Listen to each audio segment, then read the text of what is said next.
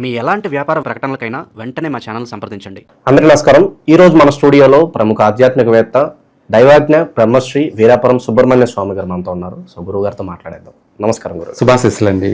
గురుగారు, విశేషంగా అక్టోబర్ మాసం అనేది మిథున రాశి వాళ్ళకి ఏ విధంగా కలిసి రాబోతుంది? అదృష్టాలు ఏమైనా వరించబోతున్నాయా? ఓవరాల్గా గ్రహస్థితి ఎలా ఉంది? ఎలాంటి పరిస్థితులు వీళ్ళకి ఎదురవుతాయి అంటారు? మంచి విషయం అడిగారు. ఈ ఆశ్వయుజ మాసంలో అక్టోబర్ నెల మిథున రాశి వాళ్ళకి చాలా ఆనందదాయకమైనటువంటి మాసమే. ప్రతి విషయంలో కూడా ఈ రాశి వాళ్ళకి కలిసి వచ్చే అంశాలు చక్కగా అధికంగా ఉన్నాయి. వీళ్ళకు కూడా ఈ మాసంలో గృహయోగం కలిగే అవకాశం ఉంది. అంటే చాలామంది అనుకుంటుంటారు, ఏమని ప్రతి రాశి వాళ్ళకి ఇలా గృహయోగం ఉంది అని చెప్తున్నారు. అంటే కొంతమందికి కలగని వాళ్ళు అంటూ ఉంటారు కదా, ఇలా చెప్తూ ఉంటారులే పేకు అని చెప్పేవాళ్ళు ఉంటారు. అయితే ఆ చూసుకున్న వాళ్ళకి వాళ్ళ వయసుని బట్టి వాళ్ళకి కలగలేదని చెప్పేసి అందరికీ కలగలేదంటే ఎట్లా? అందరికీ ఇప్పుడు 1,00,000 మంది ఉన్నారు. ఎవరు? మిథున రాశి వాళ్ళు. మామూలుగా చూసేవాళ్ళు ఏంటంటే కొంతమందికి కలగలేదు, వాస్తవమే చూస్తున్న వాళ్ళకి. అట్లనేసి 1,00,000 మందికి కలగలేదు అంటే ఎట్లా? ఎవరికి కలగాలనో వాళ్ళకి గృహయోగం కలుగుతూనే ఉంటుంది. అది కూడా మళ్ళీ రాశిలో కూడా జన్మకాల రీత్యా అనేది ఇంపార్టెంట్గా చూడాలి అంటే బిడ్డ వచ్చిన వేళ గొడ్డొచ్చిన వేళ అన్నట్టుగా వాళ్ళు పుట్టిన సమయాన్ని బట్టి వాళ్ళు అదృష్టవంతులై ఉంటారు. వాళ్ళకు ప్రతిదీ కూడా కలిసి వస్తుంటుంది, స్థిరపడుతుంటారు. కొంతమంది ఏంటంటే కొంచెం కష్టపడి నిదానంగా సొంత ఇల్లు కొనుక్కోవడం కానీ స్థిరపడడం కానీ జరుగుతూ ఉంటుంది. కొంతమంది ఉంటారు అంటే దురదృష్టవంతులు. అదృష్టవంతుడు ఏది చేసినా కలిసే వస్తుంది. దాన్నే కదా 2 విషయాలు, మంచి చెడు. అదృష్టవంతుడా దురదృష్టవంతుడా? దురదృష్టవంతుడు ఏంటంటే వాడు ఎంత ప్రయత్నం చేసినా కావన్నమాట. దానికి ఇంకా మనకు కొన్ని ఇవి ఉన్నాయన్నమాట, సామెతలు. అవి చెప్తే కూడా బాగోదేమో, కానీ అటువంటి వాళ్ళు ఏది చేసినా కూడా కాక వాళ్ళే కామెంట్లు ఎక్కువ పెడుతూ ఉంటారు. కాలేదే అని అంటే మనం ఇంకా దానికన్నా ఇంకా గట్టి ప్రయత్నం చేయాలి. ఏం చేయాలి? వ్యక్తిగత జాతక పరిశీలన. ఇప్పుడు ఎవరికైనా తెలిసిన అవగాహనే, చెట్టు మీద పండు ఉంది, ఆ పండుని కొట్టాలి. ఒక రాయితో కొడతాడు, అది పడకపోతే మనిషి పడలేదని వదిలేయకూడదు, మళ్ళీ ఒక రాయి వేయాలి.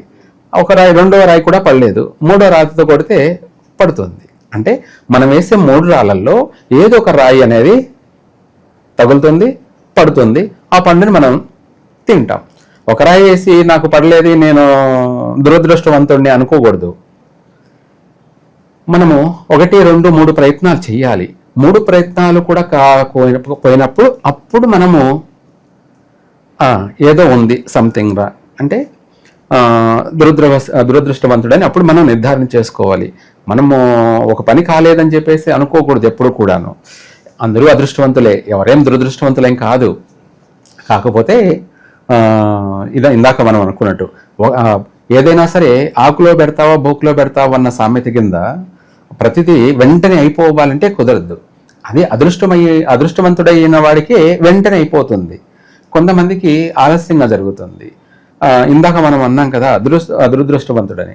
తను కూడా అదృష్టవంతుడే, కాకపోతే ఈరోజు కావాల్సింది రేపు అవుతుంది, ఆలస్యం పడుతుంది.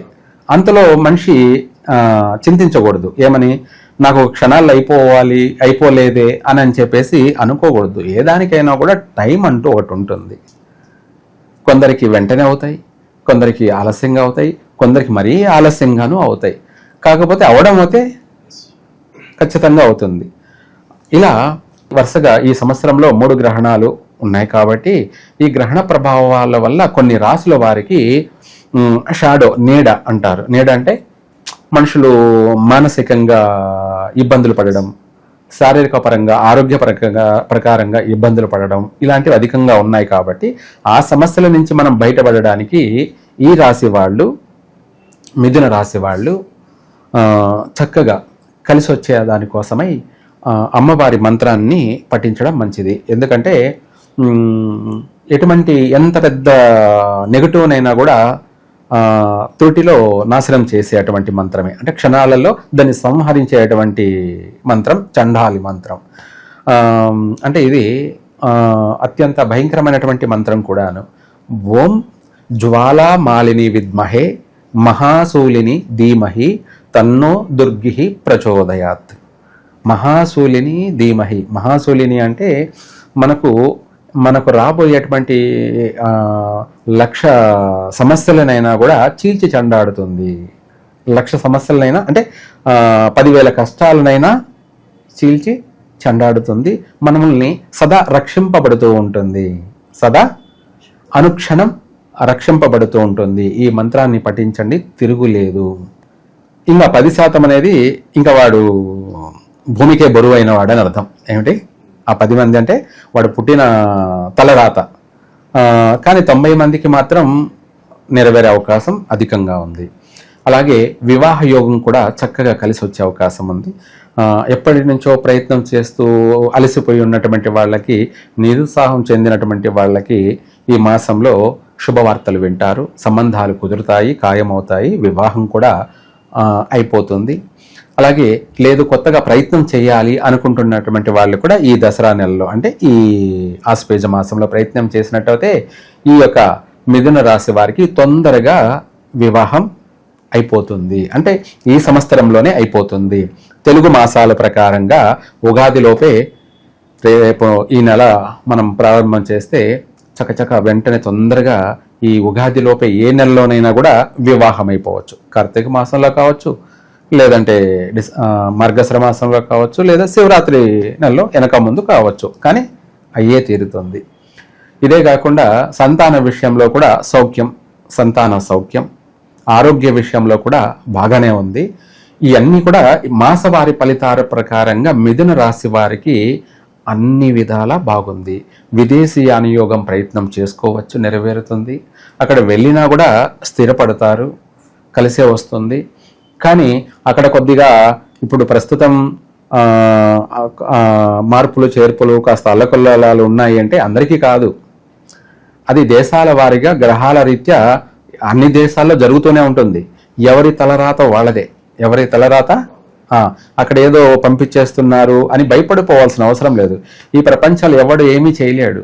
ఏం జరగాలన్నా జరుగుతూనే ఉంటాయి. ఏం జరగాలనో ప్రకృతి సాక్షిగా, ప్రకృతి ప్రకారంగా జరగాల్సింది జరుగుతూనే ఉంటుంది. మనకు మన జాతక ప్రకారంగా అక్కడ వెళ్ళి స్థిరపడాల్సింది ఉంటే అది ఎవరు ఆపలేరు.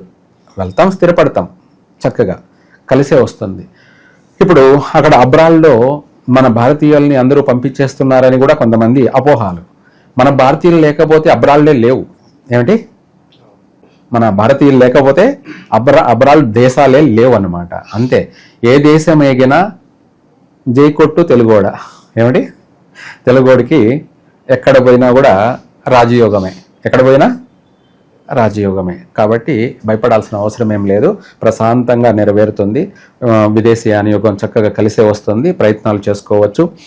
నూతన ఉద్యోగాలకు కూడా ప్రయత్నం చేసుకోవచ్చు. ఈ మాసంలోనే నూతన ఉద్యోగాలు వస్తాయి, స్థిరపడతారు.